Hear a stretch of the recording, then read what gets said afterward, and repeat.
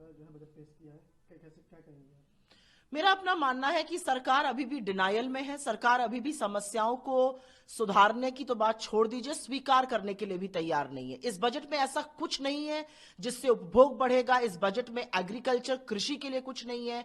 इस बजट में 42 बार वित्त मंत्री ने प्रधानमंत्री बोला, लेकिन एक बार भी नौकरी, जॉब्स या एम्प्लॉयमेंट नहीं बोला। तो असलियत यह है कि इस बजट से, इसके फाइन प्रिंट से 3-4 चीजें साफ हो गई हैं कि चाहे कृषि हो, चाहे शिक्षा हो, चाहे स्वास्थ्य हो, चाहे सोशल वेलफेयर हो, जितना बजट में अमाउंट किया गया था उससे कम खर्चा किया गया है इस साल। और फिर आते हैं डिफेंस पे, फर्टिलाइजर पे और फूड सब्सिडी पर। इस साल जितना खर्चा किया गया उससे कम बजट किया गया अगले साल के लिए। तो सरकार की जो नीति और नियत है वो साफ नहीं हो पा रही है।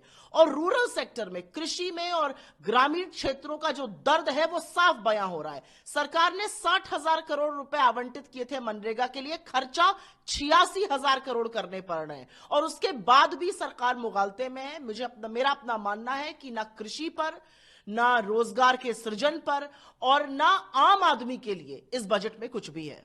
मैम, लेकिन निर्मला सीतारमण जी कह रही है कि 2047 में विकास करेगा भारत, इसके लिए बजट है ये। नहीं, ऐसे जुमले तो हम 10 साल से सुन रहे हैं। 2022 में 5 ट्रिलियन इकोनॉमी हो जानी थी, हर साल 2 करोड़ रोजगार बनने थे, हर सबके सिर पर छत हो जानी थी, ऐसे जुमले हम सुन रहे हैं। और निर्मला सीतारमण जी ने एक और जुमला आज बोला। निर्मला जी ने पार्लियामेंट के अंदर सपाट झूठ बोल के कहा इनकम 50% बढ़ गई है, बल्कि सरकार का अपना डेटा, जो सरकार का अपना डेटा आता है पीएलएफएस का, उसमें पूरी तरह से साफ है पीएलएफएस का कि 25% रियल इनकम घटी है। तो या तो निर्मला जी गलत बोल रही हैं या डेटा गलत बोल रहा है सरकार का। तो इस तरह के जुमले, इस तरह का झूठ 10 साल का पर्याय बन चुके हैं। एक बार फिर निराशा हाथ लगी है कि ना रोजगार के लिए, ना किसानों के लिए, ना गरीबों के लिए, महिलाओं के लिए भी कुछ नहीं किया गया।